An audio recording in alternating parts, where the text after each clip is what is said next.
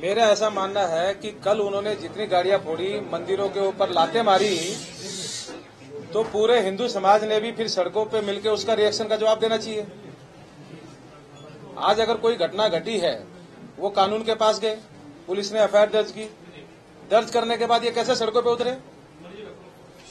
अगर इनको सड़कों पे ही लड़ाई लड़नी है तो हमारे बजरंग दल के कार्यकर्ता भी लड़ने को तैयार हैं। एक तरफ जहां पे इनकी गलती होगी वहां संविधान की दुहाई देंगे, और जहां कोई ऐसा इशू होगा ये सड़कों पे पूरे आगजनी करेंगे, पूरी तोड़फोड़ करेंगे।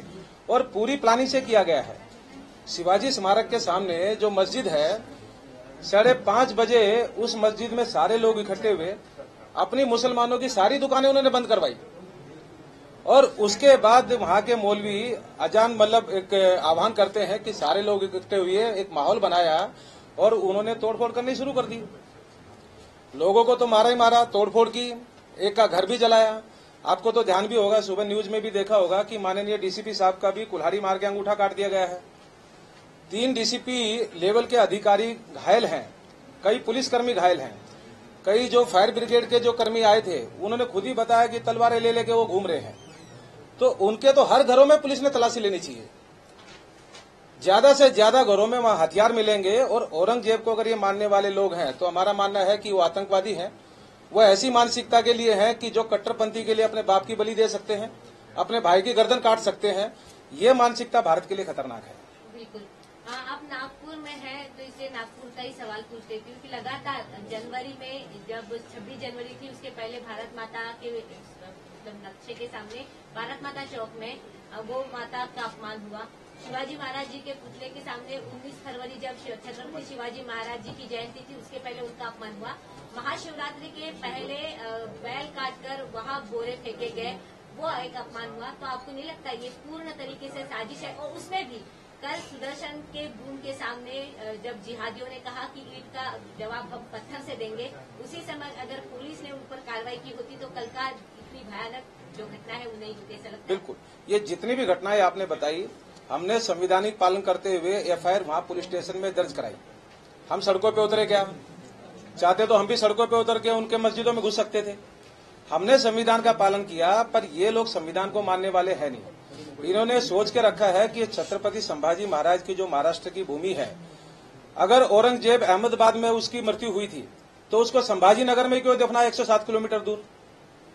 सिर्फ वो नमक जो है औरंगजेब के शरीर पे, संभाजी महाराज के शरीर पे ही रगड़ा गया, पूरे महाराष्ट्र की जनता पे वो नमक रगड़ा गया है उसकी कब्र और संभाजी नगर में बना के। तो हमारा कहना है कि यह अहमदाबाद में जब उसकी मृत्यु हुई तो आपने यहाँ क्यों दफन कराया? और ऐसी कब्र जो आक्रांता है, जो अपने माँ बाप का नहीं हुआ, अपने भाइयों का नहीं हुआ, हिंदू मंदिरों को उसने तोड़ा, तो ऐसे आदमी की तो कब्र महाराष्ट्र में रहनी नहीं चाहिए, पूरे देश में नहीं रहनी चाहिए। अगर ऐसा औरंगजेब इनका मार्गदर्शक है, आदर्श है, तो ऐसे हिंदू मुसलमानों के खिलाफ बजरंग दल खुली चेतावनी देता है कि आने वाले टाइम में हमारा टकराव होगा। मेरा एक सवाल है, शिरके गली में एक व्यापारी रहते हैं, मुस्लिम व्यापारी है, बहुत बड़े व्यापारी है। अमरावती में जो भी कोई खासदार है, अपक्ष वगैरह जो बीजेपी के अलायंस है, उनके हमेशा गाड़ियां खड़ी रहती है। कल दोपहर से उनके वो व्यापारी के यहाँ की गाड़ियां बाहर रखी गई, और इस लेन में जो पूरे हिंदू रहते हैं उनकी गाड़ियां, और जिस गाड़ियों पे भगवान के प्रतीक थी, चिन्ह थी, वो जानबूझ के जलाई गई है ना। तो वो व्यापारी के घर की गाड़ियों को हाथ भी नहीं लगाया गया। दूसरी बात, हंसापुरी के लोग इतने नाराज है, वो तहसील पुलिस को बहुत बार फोन किया उन्होंने कि यहाँ पे तनाव हो रहा है। तहसील पुलिस के पीआई ने कोई ध्यान नहीं दिया, और ये पुलिस आयुक्त का भी अपयश है। और वहाँ के माहौल के लोग बजरंग दल के ऊपर भी बहुत नाराज है कि जब उनके घर जलाए जा रहे थे, गाड़ियां जलाई जा रहे थे, तो बजरंग दल के लोग कहाँ थे? देखिए, जैसा अभी देवेश जी ने बताया, हम लोग, मैं खुद वहां पे 3 बजे तक, रात के 3 बजे तक था। जहां इस तरह की घटना थी, अपने लोग भी, काफी हिंदू समाज के लोग वहां निकले हुए थे। पुलिस प्रशासन भी अपना काम कर रहा था और लाठीचार्ज भी हो रहा था, आंसू गैस के गोले भी काफी फेंके गए। कहीं कहीं ऐसा जहां उनकी संख्या थी, उन्होंने घरों में घुसने की कोशिश की। हमारे कार्यकर्ताओं ने भी जाके उनको खदेड़ने की कोशिश की, पर सब तक हम नहीं पहुंच पाए, क्योंकि एक ही जगह माहौल बना हुआ था, वहीं पे सब लोग वहां इकट्ठे थे। और फिर पुलिस ने वहां से सब लोगों को, जब ये सारी चीजें होने लगी, फिर हम बरकस चौक पे आके सब लोग इकट्ठे हुए। अब सबको एकदम बजरंग दल का कार्यकर्ता हर किसी के घर के बाहर खड़ा हो, वो एकदम संभव नहीं है। हिंदुओं को खुद तैयार रहना पड़ेगा। और आने वाले टाइम में हमें लग रहा है कि ये अगर टकराव बढ़ता रहा, अगर वो औरंगजेब के समर्थन में उतरते रहे तो हिंदुओं को अपनी सुरक्षा खुद करनी पड़ेगी। अपने घरों पे ये मोबाइल के बजाय अपने घरों पे हथियार रखना, प्रशासन के भरोसे न रह के अपने भरोसे रहना होगा। हमारे घर में पुलिस गाफिल थी क्या कि अब सब सुलट गया, अभी कुछ नहीं होगा, ये पुलिस का ये फेलियर है क्या? हाँ, बिल्कुल। और देखिए साथ में पुलिस सुपीरियर कहेंगे क्योंकि पूरा पुलिस बंदोबस्त था, वो पूरे नाकाबंदी की थी, लेकिन गली गली में कोई भी पुलिस नहीं था।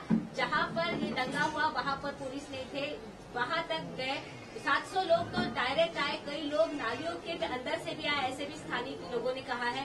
तो आपको नहीं लगता कि पूरे इतना कड़ा बंदोबस्त, क्योंकि हर एक चौक में 7-7 गाड़ियां पुलिस की थी, मैं खुद वहां पर गई थी, तो उन्होंने कहा है कि इतनी बड़ी चौकसी होने के बाद भी अगर ये होता है, दंगा होता है, तो ये फेल्यूर है। तो आपका क्या कहना है? पुलिस आयुक्त के राजीनामा की मांग करेंगे क्या?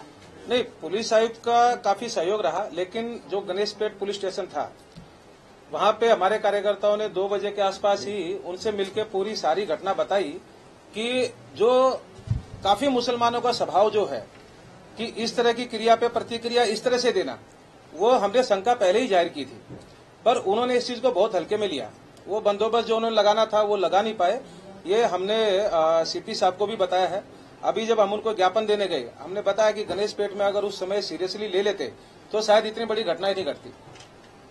तो कोई संगठन आपके ऊपर आपको शक है? जैसे कल जिन्होंने आंदोलन किए थे, कहीं वहीं से तो शुरुआत नहीं हुई थी हिंसा की? आंदोलन 4 बजे तक के गणेशपेट पुलिस स्टेशन में शुरू था, उसके बाद फिर वो कोई आपको कोई संगठन के ऊपर शक? देखिए, हमें जो जानकारी मिली है, ये जो मस्जिद है शिवाजी स्मारक के सामने, वहां से खुलेआम आह्वान किया गया है और हमने सीपी साहब और माननीय पालक मंत्री बावनकुड़े जी को भी आज मिलकर बोला है कि वहां के जितने भी मौलवी हैं, अगर आप भीड़ को इकट्ठे कर रहे हो और वहां भीड़ इकट्ठी होके दंगा कर रही है, तो वहां के मौलवी और मस्जिद के जितने भी ट्रस्ट हैं उनके ऊपर कार्रवाई होनी चाहिए। और हमने एनएसए लगाने की मांग की है, क्योंकि इस तरह के आरोपी अगर खुलेआम आज अंदर गए और कल बेल हो गई तो समाज के लिए घातक है, तो उनके ऊपर एनएसए की कार्रवाई होनी ही चाहिए। सर, अभी एनएसए की कार्रवाई की आपने मांग की है और अभी जो मतलब हिंदू घरों को टारगेट किया गया है, हिंदू के दुकानों को टारगेट किया गया है, एक पर्टिकुलर जहाँ पे हिंदू रहवासी रहते हैं उसी एरिया को टारगेट किया गया है। तो अभी आगे जब पुलिस का एनएसए लग जाएगा, पुलिस इतना बंदोबस्त लगा के रखी है, तो बजरंग दल का क्या कॉम्प्रोमाइज करने का इरादा रहेगा आगे की? किससे कॉम्प्रोमाइज? किससे? अभी जैसे जो व्यवस्था है वो व्यवस्था से कॉम्प्रोमाइज करेंगे क्या? अभी व्यवस्था या औरंगजेब की औलादों से? मतलब समझ लो दोनों एक ही। नहीं, औरंगजेबों की औलादों से हमारे कैसा कॉम्प्रोमाइज? अभी जो हम तो अगर कब्र को, जब औरंगजेब की कब्र को हम हटा रहे हैं तो इनको तो कब्रों में गाड़ने का काम करेंगे, ये पक्का है बिल्कुल। बजरंग दल दंगे, अभी जो इतने दंगे हुए, तो ये विषय पे फिर आपका काउंटर कुछ रहेगा? बजरंग दल इस आंदोलन को और आगे लेके जाने वाला है। जब तक आयुक्त जी से जो आज हमने निवेदन दिए हैं एनएसए नहीं लगेगा, उसके लिए भी आंदोलन करने की तैयारी में बजरंग दल लगा हुआ है। और जब तक महाराष्ट्र से औरंगजेब की कब्र नहीं खोद के फेंक देता बजरंग दल, तब तक किसी भी प्रकार का किसी से भी समझौता करने के लिए तैयार नहीं है। वीके न्यूज, राष्ट्र के नाम।